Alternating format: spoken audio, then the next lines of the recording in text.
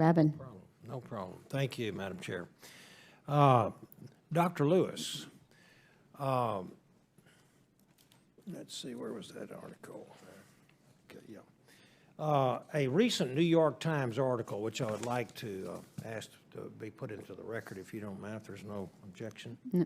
No objection. Highlighted the current state of hypersonic research in the world, and it laid out the threat posed by hypersonic weapons being developed by China and Russia.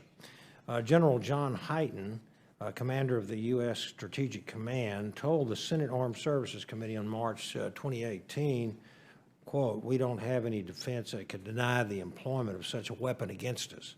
Your testimony lays out how NASA's infrastructure and expertise enable our nation's overall hypersonics program. Is greater coordination between NASA and other government agencies necessary to ensure American leadership in national security?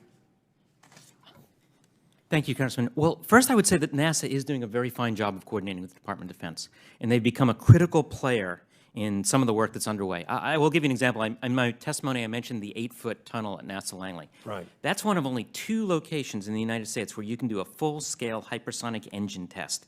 Right now, the other location is not available. It's down for maintenance. So NASA is absolutely critical for much of the work that we're doing.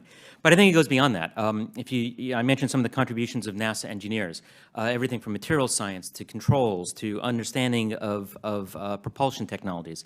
NASA has been and continues to be critical players in each of those aspects and supporting the national efforts, including efforts with the Air Force, efforts with DARPA, and even some fundamental research efforts that were funded by the Department of Defense. So yes, I think they're absolutely critical. Okay, thank you, Dr. Lewis. The next question is for Dr. Shin and Dr. Lewis. NASA conducts aeronautics research on urban air mobility and is developing the X-57 Maxwell, an electric aircraft that will demonstrate technologies to reduce fuel, noise, and emissions. I presume there are market demands for such technologies from either commercial aviation, general aviation, or both. From the dawn of aviation, we've seen that top-down, centrally planned research and development approaches are often eclipsed by free market responses to technological challenges. In face of other nations significantly subsidizing their aeronautics and aviation sectors, how should NASA approach this challenge of supporting free market principles while also maintaining long-term aeronautics leadership? Dr. Shin, if you would first. Yes, thank you for that question.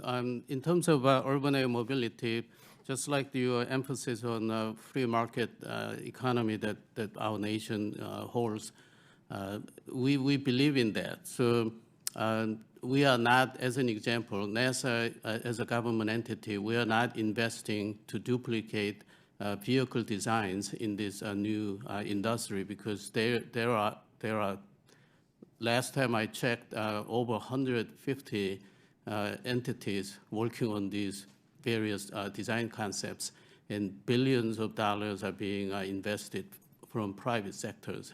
So what we are working on is how do we enable these private investment to become the real viable and scalable market by working on system-level issues, community-wide issues, such as noise reduction and safety, ensuring safety, and how do we actually expedite and cost-effective certification can be allowed for these vehicle designers. So working with FAA, I think we have found really nice government role, again, closely working with industry, but that's the way we believe how we enable this exciting future. Okay. All right. Thank you. And then Dr. Lewis. So I would argue that NASA's primary role is investing in areas that industry won't, or doesn't have the wherewithal, or that it's too far term. And I would congratulate the NASA portfolio because I think they've done a fine job of identifying key investments, key areas. If you look at some of the work that NASA has done, for example, on advanced configurations for commercial airliners, they've done things that frankly I can't see an industry partner doing right now because it's really too speculative. In propulsion, the work that NASA has done looking at very advanced propulsion.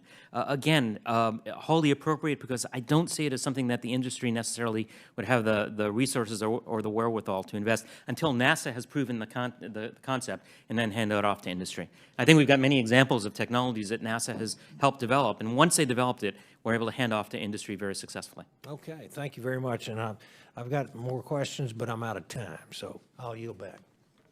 Thank you, Mr. Babin. The chair recognizes Mr.